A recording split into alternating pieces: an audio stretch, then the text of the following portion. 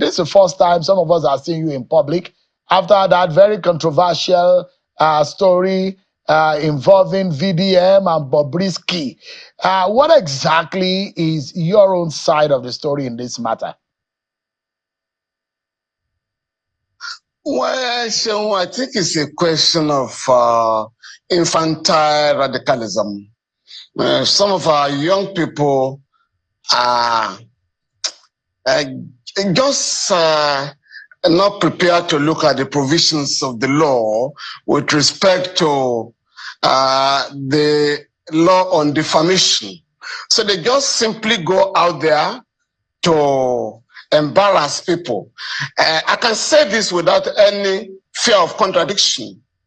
I have assisted 280 people, convicted people, at home and abroad, to get pardon.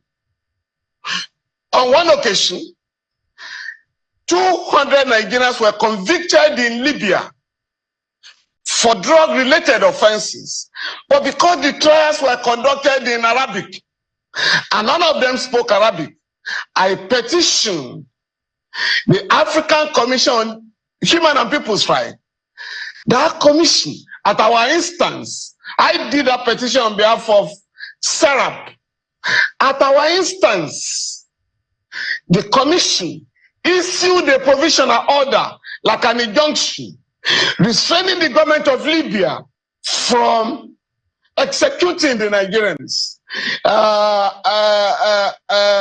I think Abike Dabiri was then the chair of the Diaspora Committee of the House of Reps. That committee had appealed to the federal government in vain.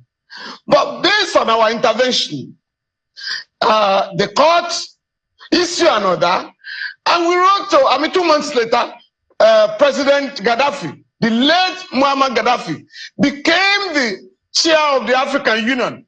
And we took advantage of that to write to him and appeal to him to pardon this Nigeria by complying with the judgment of the African Commission.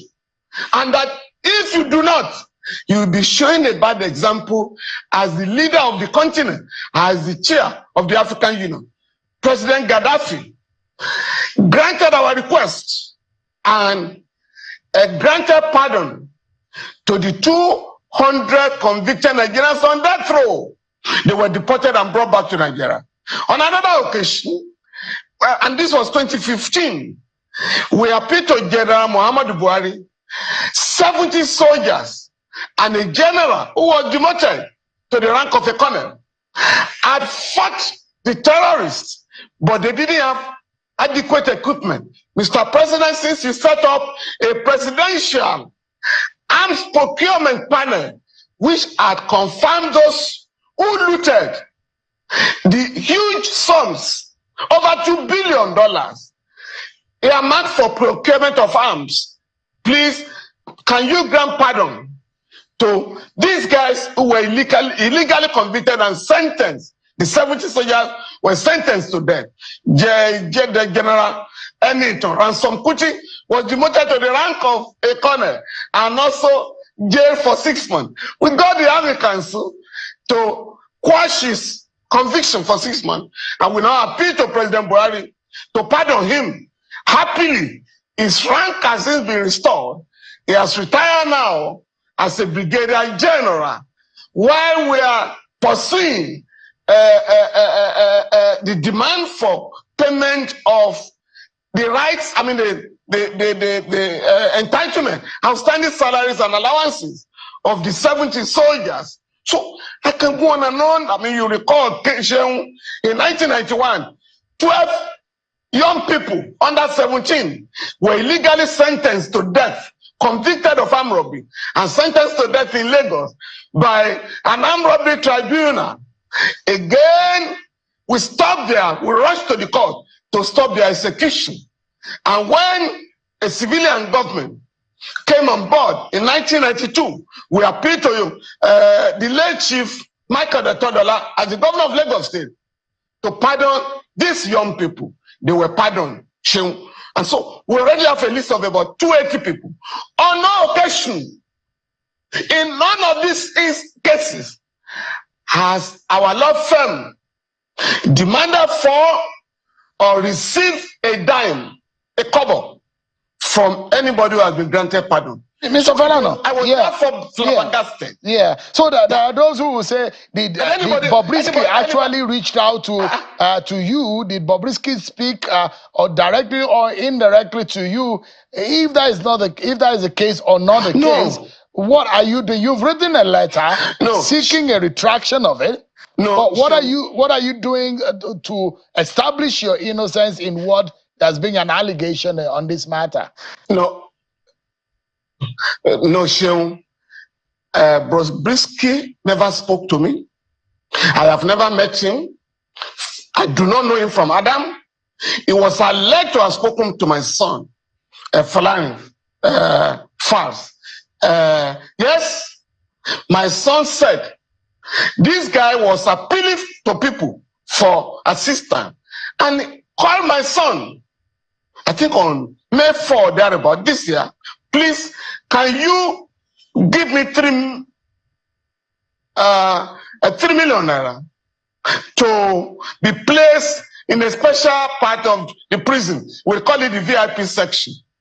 And my son asking, are you calling me under the authorization of the superintendent of prisons? He said, no, please. Don't call me again. I'm unable to assist you to bribe the prison authorities. And be very careful, since you're already in jail for an offense. Please, if you are going to come in next time, you either do it through the superintendent or you write a letter endorsed by the prison authorities. And that was the last.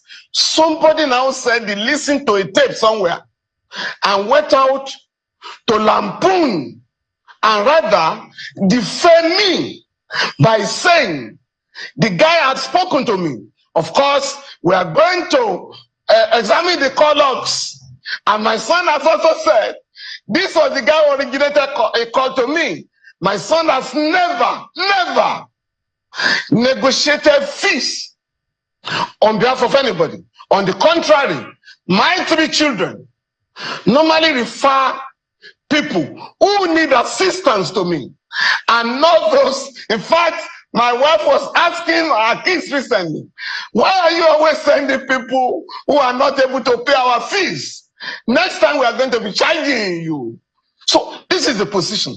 Now what I'm going to do, I have resisted the temptation shown to file a criminal complaint because I'm leading a team of lawyers in West Africa campaigning for decriminalization of freedom of expression.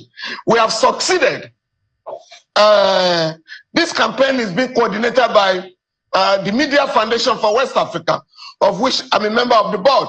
We have succeeded in getting Liberia, Ghana, and Sierra Leone to decriminalize freedom of expression. We are still appealing to other countries in the region to ensure that we respect freedom of expression.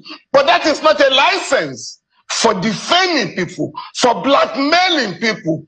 And what we are saying, if you are defamed, in the words of the late Justice Olatawura, in the case of Otawankwa and the state, if you are defamed by anybody, please go out there and sue for libel, where you put your own character in issue.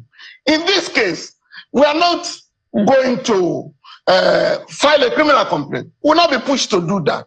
I'm currently defending a couple of journalists who are standing trial, either under the Cyber Crimes Act or under criminal libel. But what we are going to do is to embark on civil proceedings with a view to restoring our integrity, my own name and that of my son, so that nobody will simply rush to the social media to defame any Nigerian. We want to make an example. In this case, we have asked for a retraction and an apology rendered to us.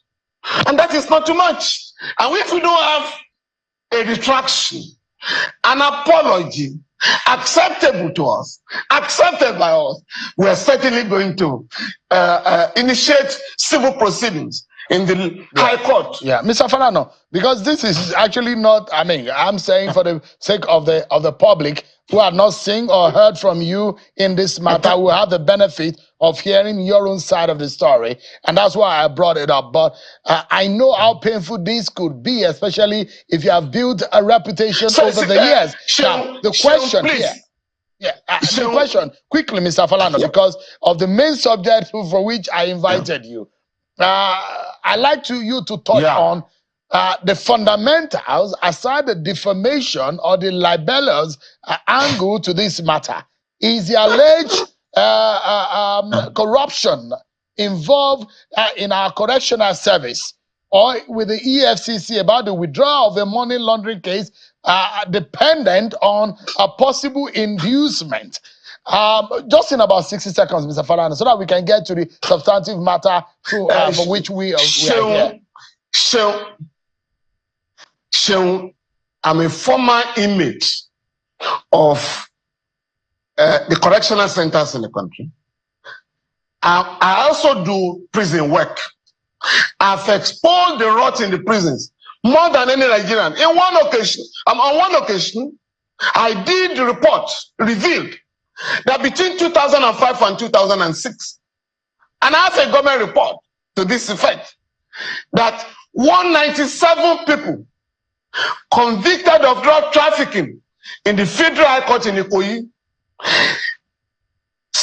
convicted and sentenced to prison terms without any option of fine, never made it to any prison in Nigeria. Never. When I petitioned the authorities, I think they declared them wanted. Only one was found. The rest went back to the trade. I'm still pursuing this matter. Secondly, everybody who has been to the prison, either as an inmate, an awaiting trial person, or a convict, knows that in every correctional center in Nigeria, there is a VIP section. It is called the White House. It's for big people. It's for big men and women. If you are a man of means or a woman of means, and you are detained in our prisons or correctional centers, you are going to be accommodated in the VIP section in the White House. So I'm rather surprised that the House of Reps was pretending not to know this, that a panel is being set up to know the state of our correctional center. But the Correctional Services Act of 2019 has made adequate provisions for checking the excesses of prison officials. I've just done a letter to the Honorable Minister of Interior, who is doing a marvelous job in that Ministry of Interior. I wrote to him a couple of weeks ago, Honorable Minister, by virtue of Section 21 of the Correctional Services Act, there shall be prison visitors. Visitors to go to visit our correctional centers on a regular basis and write reports, recommend what the government should do to address problems in our correctional center. And the minister has called me to assure me that the appointments will be carried out as soon as possible. So for me, if we have prison visitors going to the correctional centers on a regular basis, independent people, public officers, judges, members of the National Executive Body of the Nigerian Bar Association, as provided by the law, if they carry out their statutory duties, our country will not be exposed from time to time with respect to the management of correctional center. Nigeria has the lowest number of convicts in the world, having regards to our population, because the correctional center are now reserved for the wretched of the earth, the poor, the underprivileged. or the masses of our people. A big man or a big woman does not stay. I mean, it's difficult to ask a big man to go to the prison, even when they are charged. Even when a former governor, a former minister is charged with diverting billions of naira, you simply ask him to go to a correctional center for 2 days, awaiting the arguments on application for bail. So that's what is going on. It's only the poor that are railroaded to jail in Nigeria. You will agree with me that what Very Dark Man has done is in public interest. So the question of, privacy laws also do not come in. And by the way, for your information, he has said he will not retract. In fact, there's nothing for VDM to retract. So will you go to court to water down the very good thing that Very Dark Man is doing? Mr. Fowles, I am happy that in all of this, I have not heard the sage himself, Femi Falana, come to make the kind of statement you are making. I have not heard. Perhaps he has made that kind of statement. I don't know. If he does make that kind of statement, I will be disappointed. But I'm glad that I have not heard it. I hope he has not said it. But for you, who is a freedom right, a human rights crusader, to now be watering down what you're doing, if nobody tells you, I will tell you. You are watering down the justice that this is trying to serve.